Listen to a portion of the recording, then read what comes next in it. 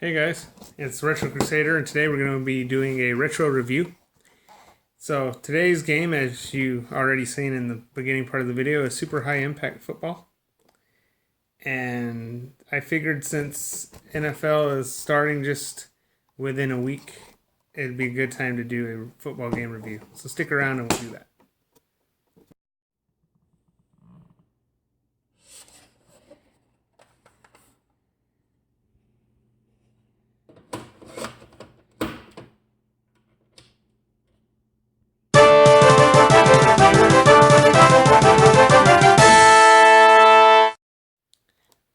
Okay, so Super High Impact is a football game for the Super Nintendo. It was released probably in the mid-90s. Or early to mid 90s. I'm not sure. It was released by Acclaim. Other popular titles that they did was NBA Jam, that whole series. But this is probably a lesser known title by Acclaim.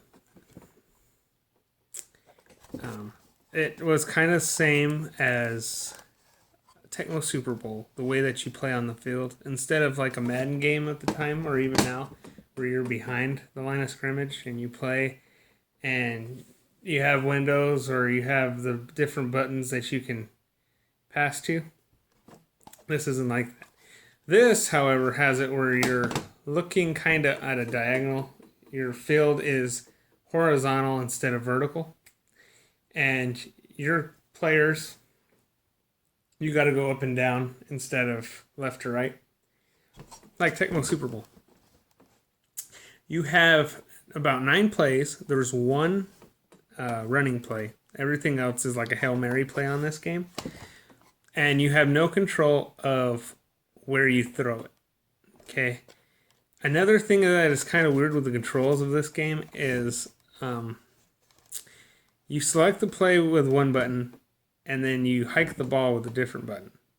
So instead of like the A button being select for everything, like to go, and then your B button to go back, it's I believe A button to choose your play, B button to hike the ball, and then if you do the running play, it's A button to choose a play, B button to hike the ball, A button to pass or to hand it off.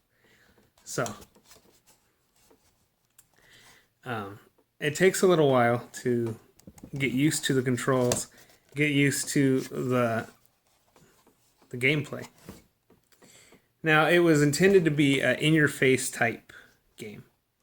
So there's animations of things like when you score a touchdown, there's different animations.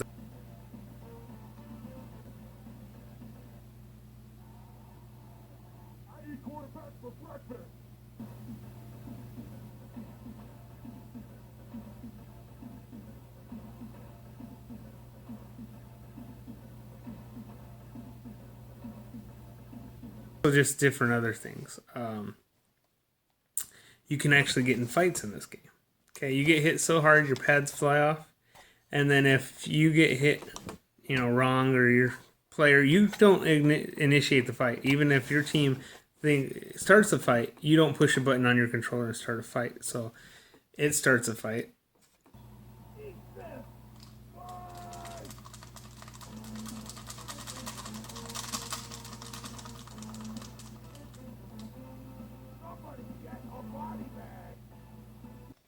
And then you have a lot of button mashing in this game, as you hear in the video. A lot of button mashing. And that's to do anything. To fight the other team, to kick the ball off. It's for point after touchdown kicks or kicking off. So a lot of button mashing.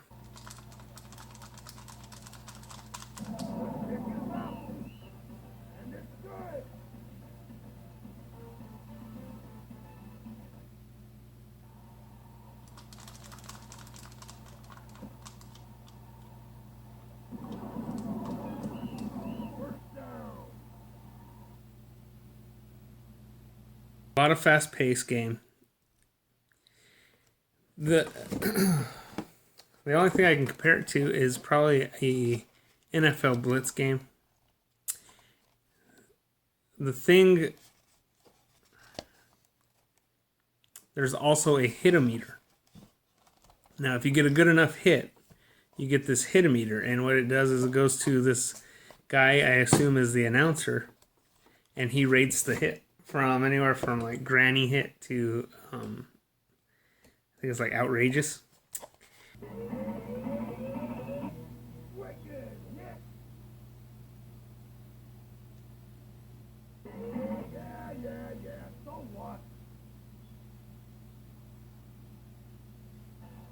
So all in all, I give the super high impact game.